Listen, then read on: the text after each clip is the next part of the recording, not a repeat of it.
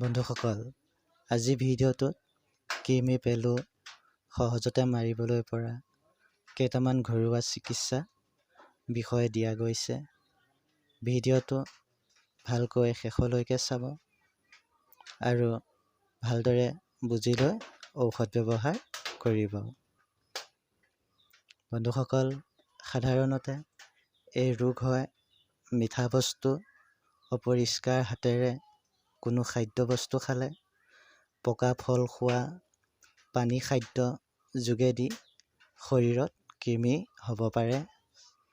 যিকোনো বয়সত কৃমি বেমাৰটো হ'ব পাৰে, কিন্তু শিশুৰ অৱস্থাত সাধাৰণতে বেছিকৈ হোৱা দেখা যায়। এই ৰোগ হ'লে কেইটামান লক্ষণে দেখা দিয়ে।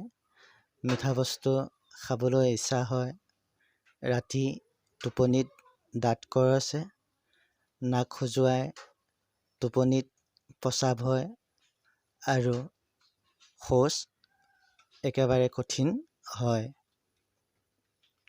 ঔষধ হিচাপে একাপ গাখীৰৰ লগত নহৰু 5 ফুট সিজাই খালে কৃমি মৰে। আৰু 2 নম্বৰতে 5টা নেমুৰ গুটি পিহি ৰাতিপুৱা খালী পেটত খালে কৃমি নাশ হয়। এনে ভিডিঅ' সদায় পাবলৈ হ'লে অনলাইন হেল্থ BK চেনেলটো ছাবস্ক্ৰাইব কৰি ল'ব। সাৱধানতা ৰাখিব, বিড়ি, চিগাৰেট, জ্বলা পোৰা বস্তু নাখাব। বন্ধুসকল, ভিডিঅ'টো ভাল লাগিলে লাইক আৰু ছাবস্ক্ৰাইব কৰি দিব। Online health BK।